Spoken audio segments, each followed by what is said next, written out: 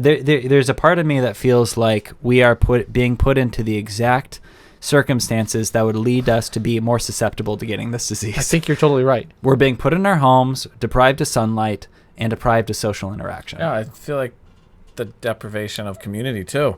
You're isolating everyone. It used to be like it's so much easier, and I don't want to go down a conspiracy theory, but it's route. But it's so much easier to control people in some sense when they're isolated, because eventually your only community is the state, or we have to all do this together, because you're lacking that. So you're like, okay, we all have to do this because you're searching for community. Everybody needs a support system, and if you take away all those support systems, they go looking for it in government. Yeah, if you can't even go to church and see your community that you have there that you share values with, suddenly that could get together and be like, you know what, this is wrong. We should be able to worship. Let's push back on the state. If that's taken away too, you only have one place to go.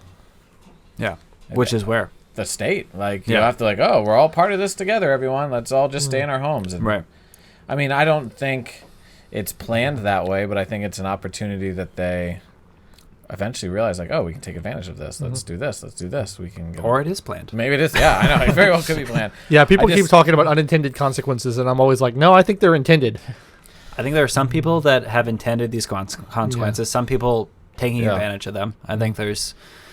I mean, that gets into a whole different topic conversation. But the little rabbit hole philosophically, but I feel like sometimes the individual can't fight the power. Sometimes you need the community, and if you deprive the individual of that community or support system, it's very hard to fight the power. Yeah. I mean, I think there are. That's why we all have to push back in some way, and I don't really know exactly what that looks like. But we all have to figure out what that means for our own lives, whether that's actually going ahead and meeting for a Christmas dinner, or saying that I realizing that I don't have to take my cues from the state, that I know what's best for me and for my family, and telling other people that. I think that's one thing that I've noticed, is that those of us that think this way are not speaking up. And I don't understand why that is. Like, why is the other side the automatic dominant point of view? Social media shaming. I think it's a culture of shame. Yeah. It is. It'd be my gut reaction. Yeah, it's because if they say what they think, they're not going to lose all their friends.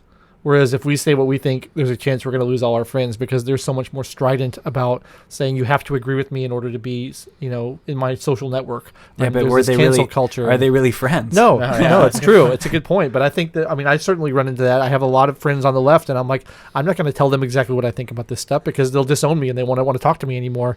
But they're fine saying what they think, because they assume everyone agrees with them, and they don't realize that it upsets people. And like, I'm perfectly willing to hear their opinion and disagree with them, but they're not willing to reciprocate that. It's a shame. Yeah, I saw something that people on the right tend to